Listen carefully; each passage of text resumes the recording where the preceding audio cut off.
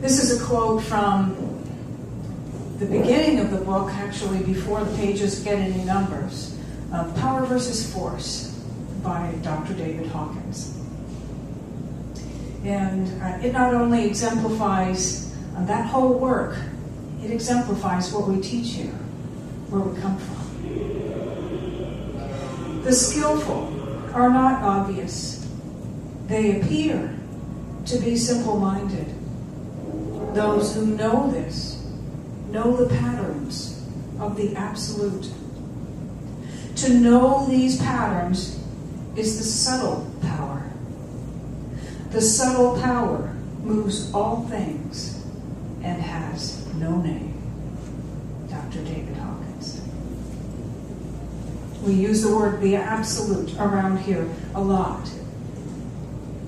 And it is an exploration of that power and a communion with it, an understanding of it, embodiment, an expression and experience that we're about here. It's very different from force. Forgive me. I still have this belief that I was coughing a little bit.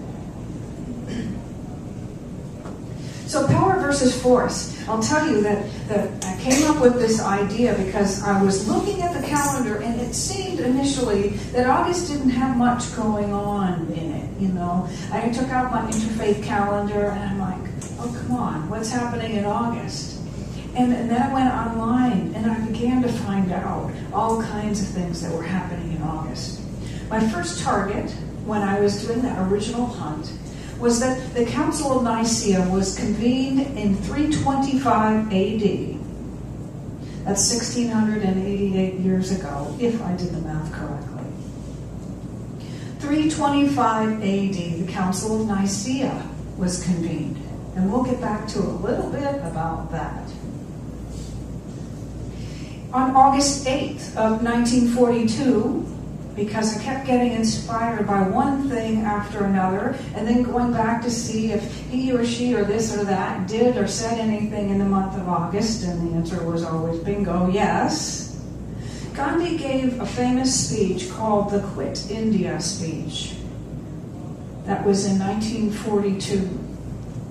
August 15th, 1947, 5 years later and a couple more days, India celebrated its independence. In the middle of August in 1959, Ernest Holmes, who was the founder of this teaching, gave something which was to be his last sermon, called the Sermon by the Sea, at a Silomar in Monterey, California. Very interesting, by the way, because that happened in August, and we just experienced the last Asilomar to be held at, we call it Asilomar, that's actually the name of the conference grounds. The last conference to be held at Asilomar in the history of this movement was just a couple weeks ago, because they arrived at a clarity and a certainty that it was no longer viable and it had to let it go. August 28th, 1963, the Civil Rights March on Washington. Very interesting. 50 years ago on Friday. I'll tell you more about that later, too. The middle of August again. And this is back at Asilomar. This time I'm there as someone who's becoming a minister in 2001. And I'm there with one of my teachers, one of my beloved teachers. And we have as a keynote speaker someone who is deemed one of the authorities on sacred activism. And he was so passionate and so angry that a bunch of people got up and walked out. So that happened in the middle of August in 2001. Each of these is an example of power versus force in some way. Each of these looks at a major desire to get something to happen. And the first of them, the Council of Nicaea, I believe, is a great example of how not to get it done. Each one that followed, with the exception of that dust-up that I mentioned in 2001, was an example of how to get it done. So our exploration this morning has evolved into one that looks at the difference between power and force when we want to accomplish something, when we want to be about creating and co-creating change. So we'll start way back at 325 and imagine for a moment that a bunch of Christian leaders got together, because I'll tell you what was happening at that time. There were so many different versions of the teaching of Jesus and so many different interpretations about them, as well as what to call this person and how to see him, that there were arguments going on, there were little tips in the street, there was graffiti on the walls, and somebody felt that something needed to be done. So this Emperor Constantine called all of the Christian leaders in the region together at this lake house in Nicaea. And their plan, apparently, was to determine what is sacred and what's not, once and for all. Okay. And one way to look at this person that we call Jesus of Nazareth or Yeshua ben Joseph and discard the rest. Now, of course, if you go on the internet, or most of us have listened to and read reports about this, you could just get exhausted looking at it all again and thinking about what it might mean. Bottom line is that books were chosen and about 25 were left out, and that a point of view was chosen and others were not just left out. After that was complete, if you were in possession of any of those things that were deemed not sacred, look out. If you were one of those people who taught that stuff that was deemed untrue, look out. Exile would be the nicest thing that could happen. So that was an example, and a huge one, a huge turning point, not without some kind of purpose in the end, but it was an example of this idea that something needed to be done, and that a handful of people got together and they decided what that was and how, and they changed history, they made history. Something that happened as a result of that, too, is that there was warring, there was violence. Like I said, if you were lucky, you were in exile, and if you weren't, you were dead, just because you had a different belief. Now, there are other people who say different things about this and say that it was perfectly all right and just as it should be. I'll leave it at that. That idea of how to get stuff done gave rise to things that just did not work. Wars, everything about getting rid of everyone and everything that didn't fit with that idea. That just doesn't work. So if we move on to 1942 and Gandhi's Quit India speech, he says that struggles fought with the weapon of violence failed to realize the democratic ideal. In a democracy established by nonviolence, there will be equal freedom for all. He also says, and did at this time, at a time when I may have to launch the biggest struggle of my life, I may not harbor hatred against anyone. So he was saying, quit India, but don't do it because you hate the British rule. You cannot hate anyone in this action that you are taking. You cannot. And of course, 5 years later, his dream came true. And that's the next thing on my timeline is India's Independence Day. Gandhi was said to be in Calcutta, fasting and in prayer. He was not present at a celebration. He was fasting and he was in prayer. For those who had been deposed and for those who had their newfound freedom, both the Hindus and the Muslims being willing to see themselves as Indians rather than Hindus or Muslims, and for their capacity to handle this newfound freedom in nonviolence, in peace, in grace. He was asked, too, if he read the news reports on all of the commentary about all of these goings-on. And he said, what does it matter who talks in my favor or against me if I myself am sound at bottom? The work of this man is obviously one that has inspired many since then. It was perhaps the biggest demonstration and the very first one of nonviolent action on behalf of change. Courageous, patient, trusting, faithful, daunting, just unrelenting, but not in a violent way.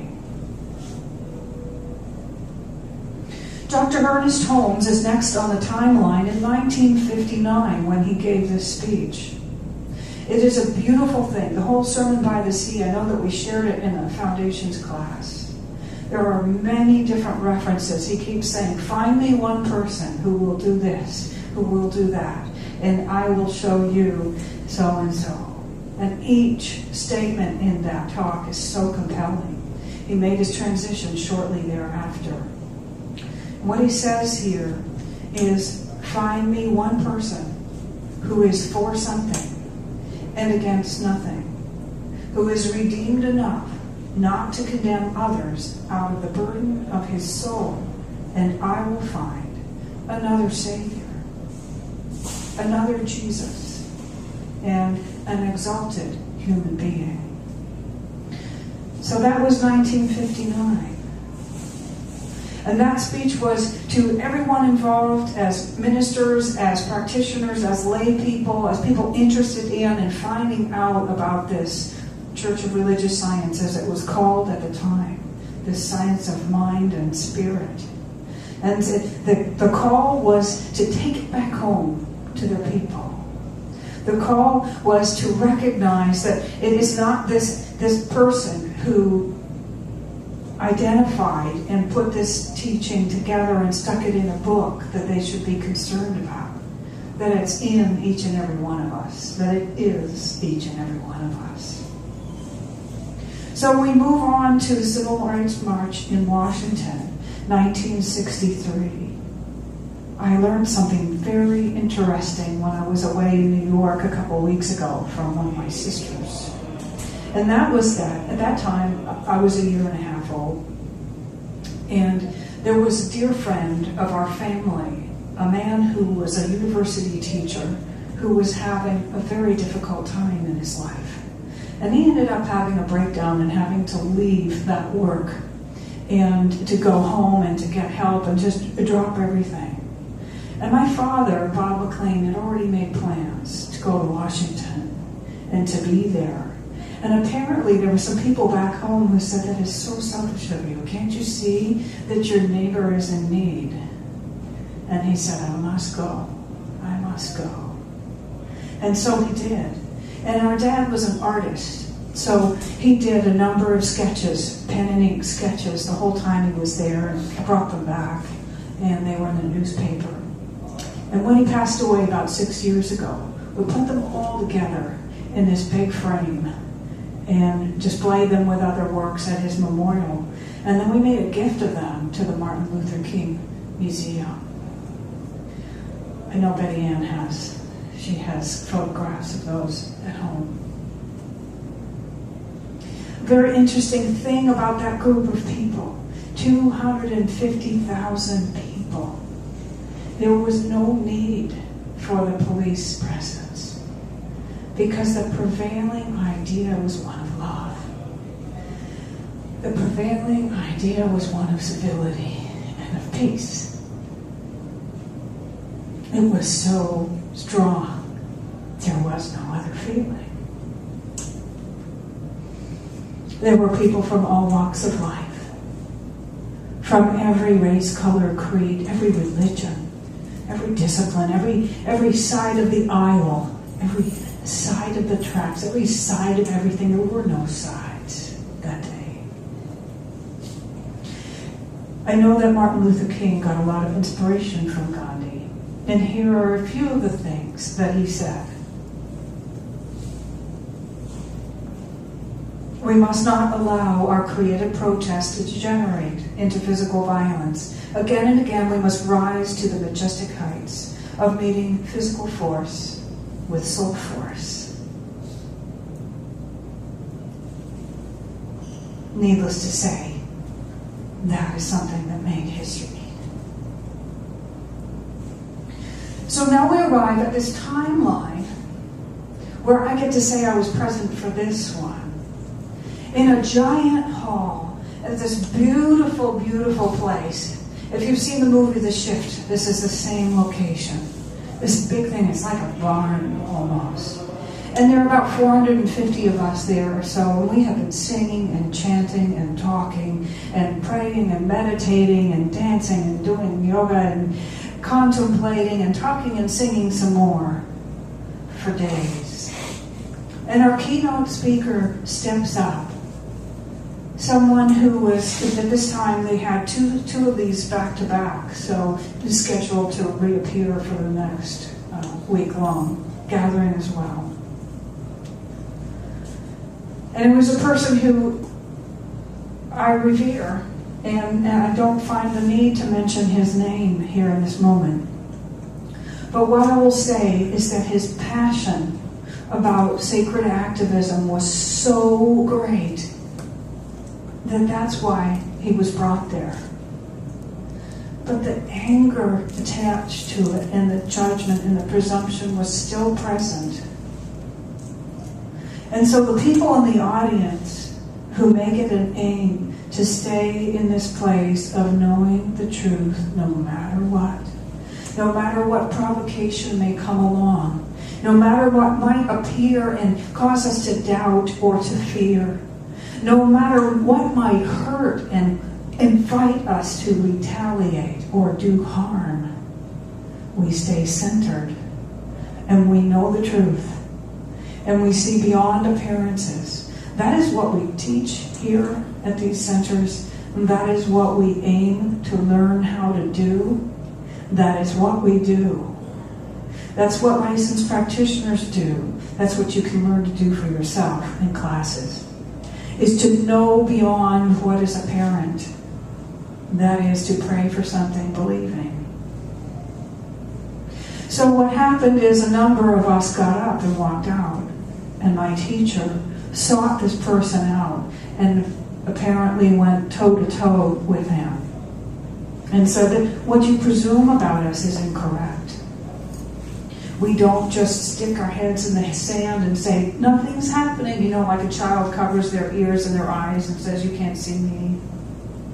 That's not what we do.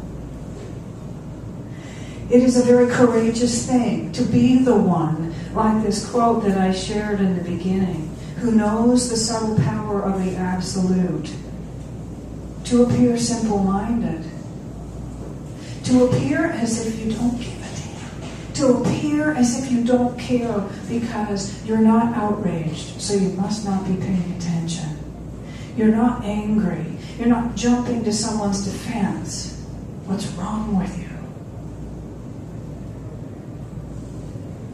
The other thing that comes into play here is understanding and appreciation and honoring and forgiveness.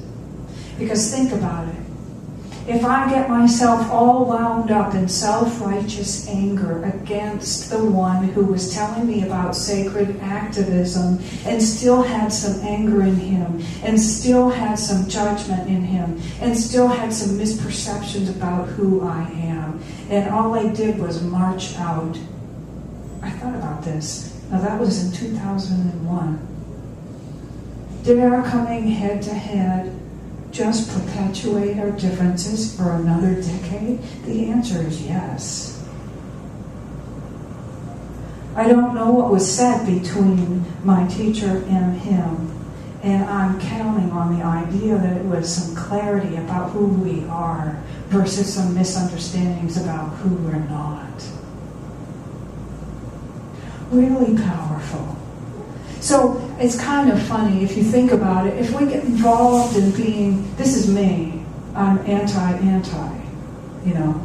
I'm totally against all those people who are against anything. Well, I've got to go a step further than that.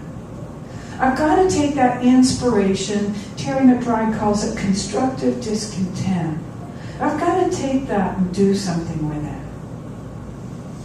I'm inspired by some people in our movement. I'm inspired by the sacred activist who pushes my buttons. I'm inspired by Michael Beckwith, who has evolved so much on this pathway that I'm almost not sure I dare to stand next to the watermark that has been created in that evolution. And yet something within me is so inspired, I must follow it. People from Agape have always found me wherever I am. There's a connection there. So what do we do with this? I have colleagues from the old school, as it were, who would say, oh, we don't talk about that. I remember speaking in the past about Greg Braden's gift of the blessing. We don't turn away, nor do we retaliate. We look straight at it with compassion and say, how can I be who I truly am? How can I be who I've come here to be, which is love itself? And not hide my head in the sand. And not take anybody out either. How can we do that? So that is the question. That is the question. And it's up right now. Have you noticed? It is up. Like I said, I used to be one of those people who said, oh, we just don't talk about that. We don't look at that. And then I thought, no, I can't. That can't be me. And then when I saw people getting mad as hell because they couldn't take it anymore, I thought, that's not me either. So who am I? I found that who I am is someone who is seeking to discover what it really feels like to be at peace. And as I'm able to do that, I can be that off the cushion, off the mat, out of the glass house, out of the cave, down from the mountaintop, right here in the middle of it all. I can't tell you how many times I've moved back to the woods, back to the mountains and said, that's it, I'm out of Florida forever, and I get called back. This is part of who I am and where I'm meant to be. So, what do we do? What do we do? I'll tell you a couple things. One of them is that in answering that question, I created a great workshop on spiritual activism, which we'll probably do sometime between January and April during the season for nonviolence. It is awesome. Get together and say, how do I convert my to something that's affirmative and positive? How do I take my head out of the sand or the clouds and put action behind my ideals without doing damage? It's a new thing to learn for most of us, but we have some great teachers. What do we do today, though? There's another teaching that I came up with in that regard, and I have a talk and a workshop called Power and Light Incorporated. And that's why you'll notice on those blue cards, it says, what lights me up? Where does my power lie? What interests me? Because I really do believe that this world that we co-create that works for everyone is built on the bedrock, on the firm foundation of each and every one of us knowing who we truly are and what lights us up, where our true power is, where our real gifts are, and that we support one another in becoming those people.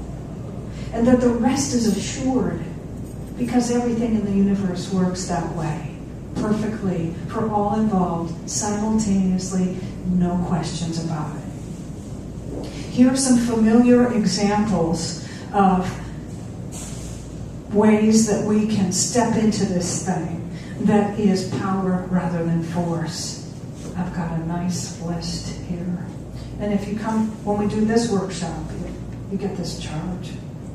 It's a metaphysical chart with overlays from Ask and It Is Given, A New Earth, the Q Effect, the Big Leap, and Power versus Force.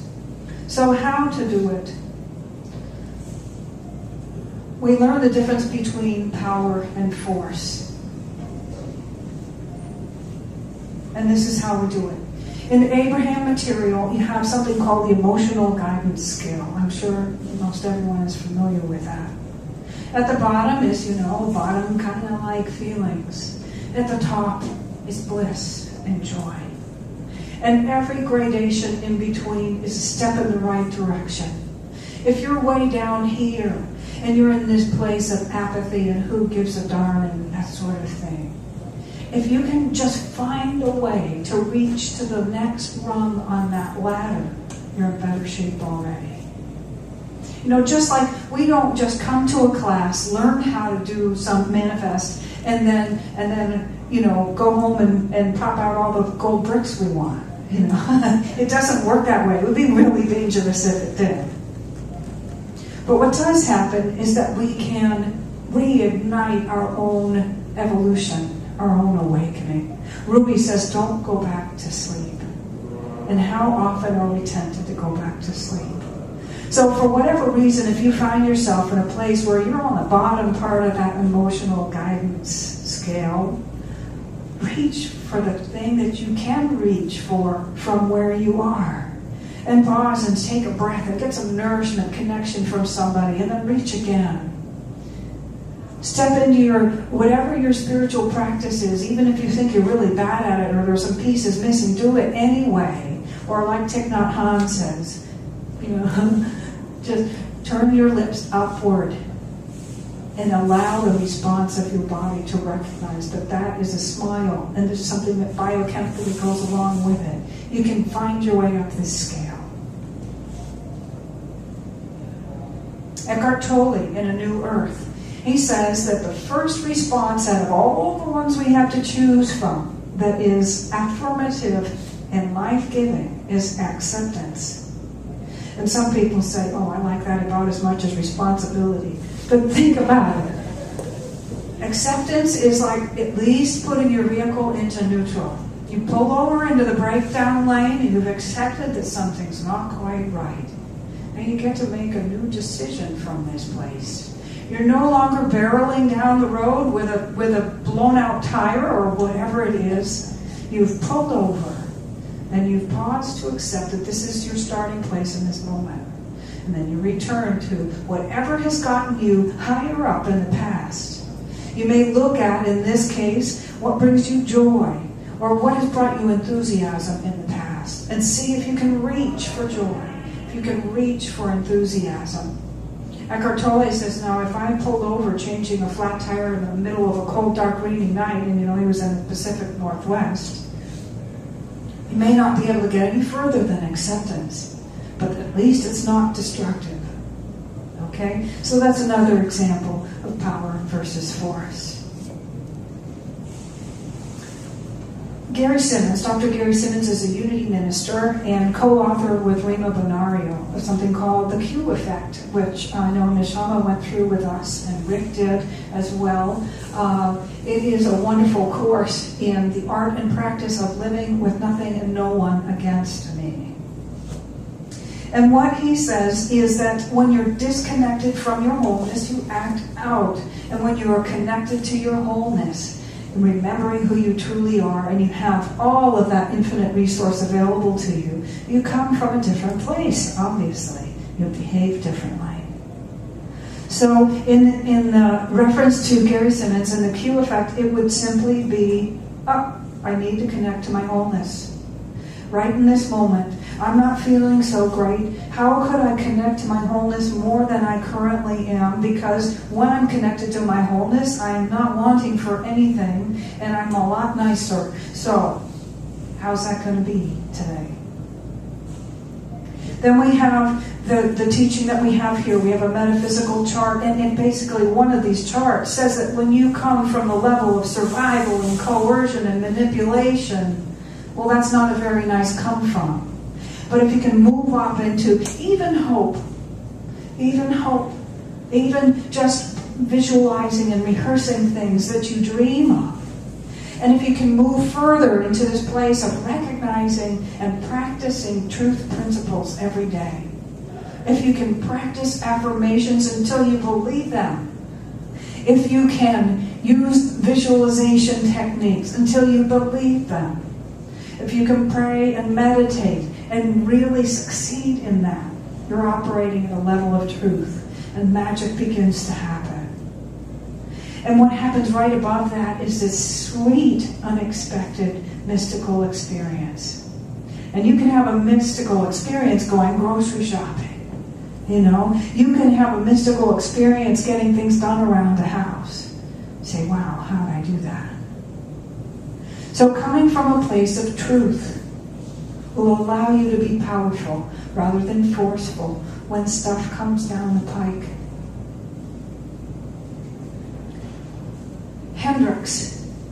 Gay Hendricks wrote a number of amazing books. One of them was Conscious Loving. Great book if you want to learn about projection. Or even if you don't, read it anyway, because it's really good to know. This other book, more recently, which came out in the early 2000s or mid, is called The Big Leap.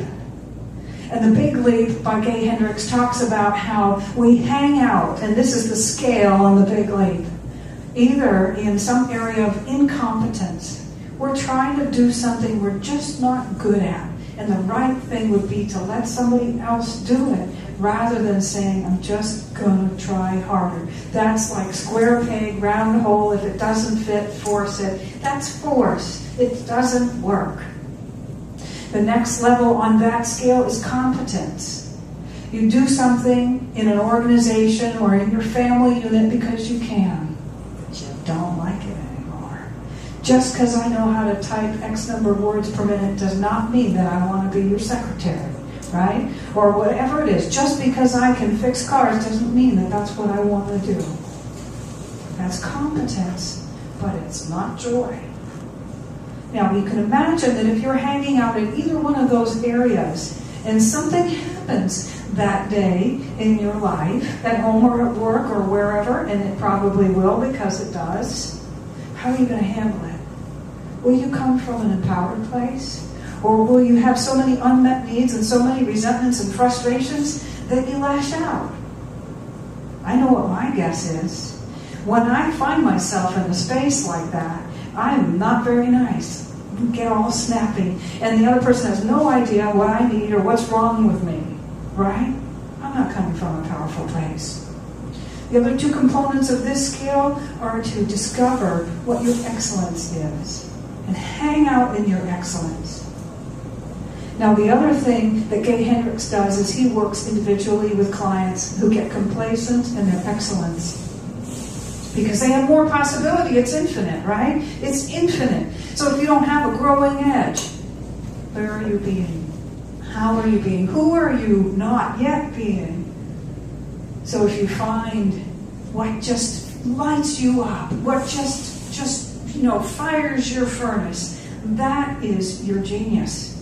And that's going to be the thing that just won't let you go, but it scares you too.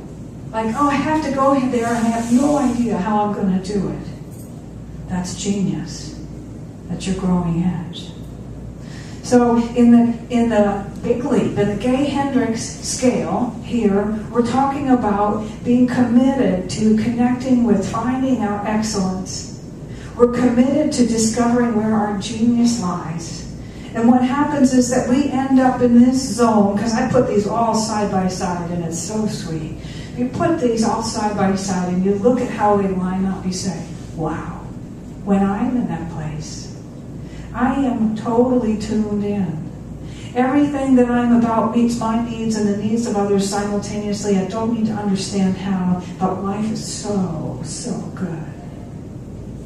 The last one on the list is Power versus Force from David Hawkins. And he used applied kinesiology in all of his studies to calibrate the levels of consciousness associated with different things, with different people and places and acts and ideas.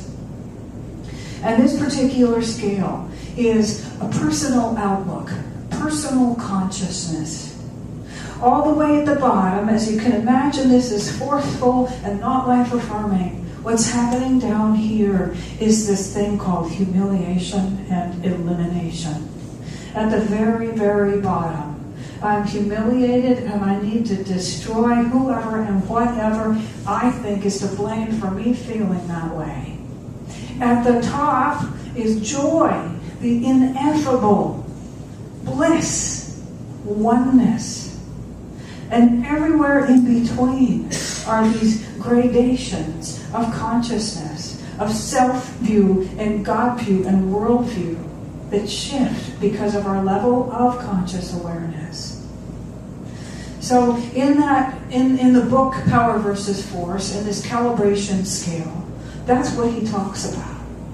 If you can just get up above the level of 200, he calls that now I'm forgetting the name of it right now, the level of integrity. Just above 200, and you have to go look at the scale, it's magnificent.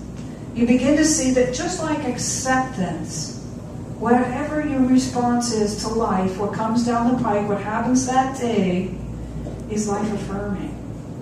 And it's powerful. And he says the same thing. You can move up the scale. And you're not always in one place, but if you can continue to reach for the top, and this is what we really do in our purest spiritual practices, we keep reaching for the ideal. We keep reaching for the ideal. And some days we get there and go, wow, I'd like to have that happen again. It might not happen for 3, 4, 5, 6 months or a couple of, I don't know, a day or a year. But we keep reaching for it. And we get to the degree that we know it better, it becomes who we are, it becomes what we express, it becomes what we experience and what we call to ourselves. So this thing about power versus force is a journey. And no, I can tell, I've been speaking from my heart all morning. This is a journey. And what it means is that every time something comes up, last week we were talking about being family, and I was reflecting a little bit on the painful amusement of the dynamics at our family reunion. You know, that's life. It's happening. It can happen from a simple miscommunication in the course of a single day, an hour, a moment. It happens. But every time that each one of us can choose something we resonate with, or a handful of things that allow us to know the difference between power and force, so that we can embody love and express love. Love is what will emanate, and love is what we'll get back. It's what we'll experience. And it doesn't just shift our own experience. What it does is it changes that of everyone around us.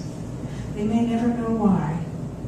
I remember when I used to own a bed and breakfast, somebody said, people will come here and they will feel a certain way and they'll want to come back and they may never know why, and that doesn't matter. It's the same with you and me. This is a private communion with the all that is that happens within each one of us. So I invite you to just take that all in. I know you already have. And perhaps some of the authors and the books that I mentioned are ones that you have at home. Whatever it is that helps you to identify where your power is, be there. Whatever helps you get back there when you feel hungry, thirsty, nasty, angry, tired, whatever, do it. Because the gift of coming from that place, just as much as this history that we've shared together this morning, it will move mountains. It will make history. It will bring peace on earth. And so it is.